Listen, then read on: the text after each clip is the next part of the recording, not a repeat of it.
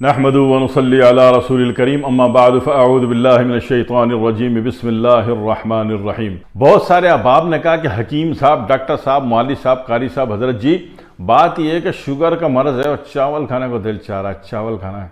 अक्सर औकात बेगम बेचारी चावल, बेगम से बोलो ना 50 किलो पका दो, मंड के यूँ पका देगी, और बेगम से बोलो रोटी पका दो तो और ज़्यादा परेशान हो जाती है। उसके लिए आटा निकालो, उसको छानो, उसको गूंदो, उसको पेड़े बनाओ, उसको टाइम दो, उसका वेट करो, रोटी पकाओ, चूल्हा जलाओ, हाथ जलाओ।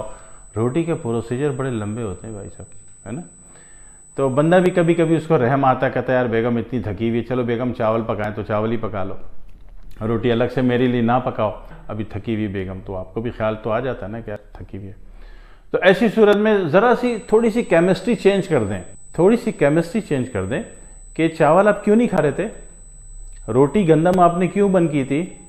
इसलिए कि उसकी जो बलगमी कैफियत है, उसकी बलगमी कैफियत जो है वो जनाब वाली आपके लबलबे पे, पैंक्रियास पर जो बलगमी फंगस की कैफियत है उसको बढ़ा ना दे, और उसको बढ़ने से जनाब इंसुलिन की मात्रा कम ना हो जाए और शुगर बढ़ ना जाए। सारी बातें टेक्निकल है ना, कोई चीज़ नाकाबिल समझ तो नहीं है। तो बलगमी कैफियत ना बढ़ जाए, उसका फंगस कवरेज ज़्यादा ना बढ़ जाए, जिसकी वजह से इंसुलिन बनने की मकदार कम हो जाए और आपकी शुगर बढ़ जाए। ठीक है, तो इस वजह से नहीं खा रहे थे ना बलगमी चीज़ें। तो बलगमी चीज़ों में सबसे बड़ा जो बलगमी चीज़ समझी जाती है वो चावल है।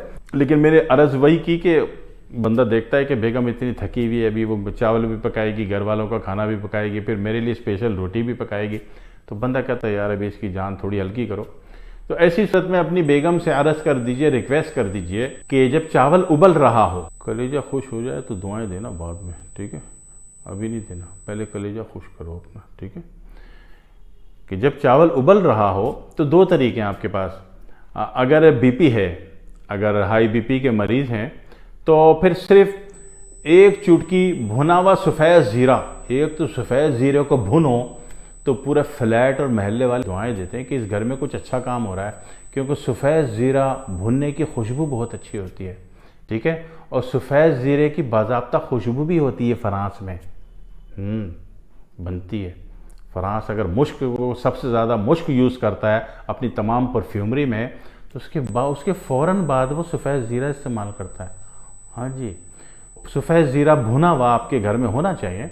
तो जब चावल उबल रहा हो तो उसमें जनाब अली एक छोटा चाय का चम्मच या आधा चाय का चम्मच जो है भुना हुआ सफ़ेद ज़ीरा ले लिया, और एक चम्मच जैतून का तेल मिक्स करके खोलते हुए चावल में बीच में डाल दें। आप यकीन कीजिए कि आपका चावल शुगर फ्री हो जाता है। किस वक्त? जब बीपी हाई था। सही है, क्लियर है। अपनी अपनी क्लास में रखिएगा मामले को, मिक्सिंग मत कीजिएगा। ठीक है ना, वीडियो पूरी देखें, पूरी समझें, सही है, फिर अमल कीजिए। इसके पॉइंट लिख लिया करें, पॉइंट लिखें, फ़ायदे में रहेंगे। सही है, क्योंकि वीडियो फिर आप डिलीट हो जाती है, आप ढूंढते फिरते हो। दूसरी बात है कि शुगर तो थी मगर बंदे का बीपी लो था। ये तो हाई बीपी का मैनेजमेंट कर दिया ना चावल, शुगर प्लस हाई बीपी, ये उसका मैनेजमेंट है कि भुना हुआ सफ़ेद ज़ीरा, एक चम्मच देसी घी या जैतून के तेल में या सरसों के तेल में, नो प्रॉब्लम। सरसों का तेल आपको बताया था किस तरह खुश जायका बन जाता है। ठीक है, तो उसमें जनाब वाली आपने मिक्स करके ये खोलते हुए चावल में बीच में डाल दिया, पूरा चावल शुगर फ्री हो गया। इस चावल से आपकी कोई शुगर नहीं बढ़ने वाली, खा के देख लीजिएगा एक दफ़ा, शुगर नाप लीजिएगा। सही।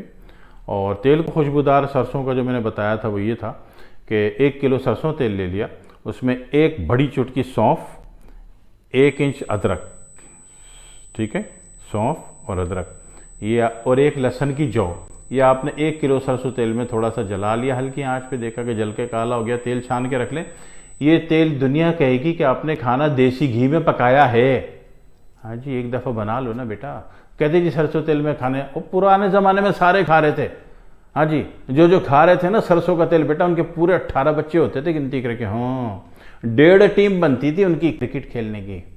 हाँ, बच्चे क्रिकेट खेलने जाएंगे तो अम्मा अब्बा को बच्चे, अल्लाह और बच्चे देगा ना, बच्चे जा ही नहीं रहे, बच्चे घर में ही मोबाइल लेके बैठे हुए थे। अभी तो 1.5 बच्चे नहीं हो रहे दुनिया में, और क्रिकेट खेलने जाएंगे तो अल्लाह और औलाद देगा ना। ठीक है, तो वो कब था भाई, सरसों का तेल खा रहे थे वो। हाँ जी, कोई बाजारी तेल और मसनूई तेल और जनाब कास्टिक से धुले तेल और ब्लीच से साफ हुआ हुआ तेल नहीं खाते थे लोग। सरसों का खाते थे, आपकी नाक भौं चढ़ गई सरसों के नाम से, तो आप ये मैंने तरीका बता दिया, इस तरीके से सरसों का तेल बना लिया करो, इंतहाई खुश जायका और खुशबूदार हो जाएगा। क्लियर? तो ये मैनेजमेंट था उन लोगों को जिनको शुगर है और हाई बीपी है। ठीक है। अच्छा, वो लोग जिनको शुगर है मगर लो बीपी है, तो मजे वो भी ले सकते हैं। भाई मजे लेना सबका हक है ना, लो ना मजे। ठीक है। तो वो कैसे मजे लेंगे कि जब चावल खौल रहा हो तो उसमें एक चुटकी लाल पिसी मिर्च, ये कौन सी कैफियत है? शुगर है मगर लो बीपी है। क्लियर? तो ऐसी सूरत में एक चुटकी लाल पिसी हुई मिर्च और एक चम्मच सरसों का तेल या देसी घी या जैतून का तेल, ऑलिव ऑयल। ठीक है। यह आपने मिक्स कर दिया, खोलते हुए चावल में बीच में डाल दिया। यकीन कीजिए कि अच्छा ये बहुत बड़ा जादू है। हाँ जी, कभी आपने दिखाना हो कि आपको एक दिन में 10 मरतबा खाना खा सकते हो, और छोटी छोटी प्लेट नहीं, इनने बड़े बड़े आप जनाब वाली ट्रे में खाना खा सकते हो। आप किंग कमाटे हो गए हो। किंग कमाटा सुना है? बहुत मशहूर शख्सियत थे, मगर हमारे पाकिस्तान के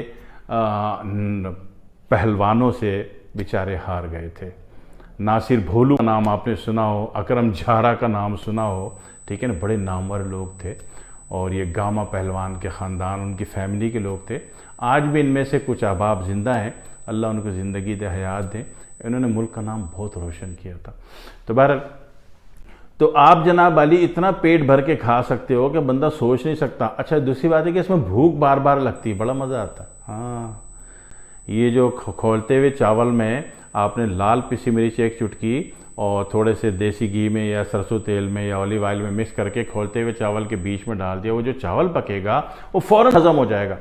घड़ी देख के 7 मिनट बाद आप बोलोगे मेरे पेट में खाने के वजूद का कोई वजूद नहीं है। पक्की बात है, एक दफ़ा करके देख लीजिएगा। मगर ये थोड़ी क्लासिफिकेशन अलग अलग रखिएगा कि लाल मिर्च का जिसमें तड़का मारा था वो सिर्फ उनके लिए था जिनको शुगर प्लस लो बीपी था। सही है। और सफ़ेद ज़ीरे का तड़का उन लोगों को मार के दिया था जो खोलते चावल में जिनको शुगर प्लस हाई बीपी था। ठीक है। उसके पड़ोसी के भी तो ख्याल रखना है ना, ताकि आप मज़े भी ले लो जितने आपको मज़े लेने खाना खाने के। पेट भर के खाने को दिल चाह रहा है तो पेट भर खा लो, और पेट पे बोझ भी ना आए, 7 मिनट में खाना भी गायब हो जाए, हज़म हो जाए, लग जाए आपको। ठीक है ना। तो ऐसा कब होगा? जब आप क्लासिफिकेशन अलग अलग रखेंगे। ठीक है। जज्बात में नहीं ना, उल्टे सीधे काम नहीं करना। बीपी मामूली चीज़ नहीं है, कंट्रोल से बाहर हो जाए तो इमरजेंसी हो जाती है बंदे को। सही है। तो आपके मसले भी हल हो गए, आपने शुगर के होते हुए चावल भी खा लिए, आपको मज़ा भी आ गया और पेट भर के आपने खाया बड़े ज़माने बाद, और 2 घंटे बाद फिर भूख लग गई। और जब तीसरी दफ़ा भूख लगे तो मेरे लिए दुआ कर देना। ठीक है। मुझे दुआ में याद रखिएगा। वस्सलामु अलैकुम वरहमतुल्लाहि वबरकातुहू।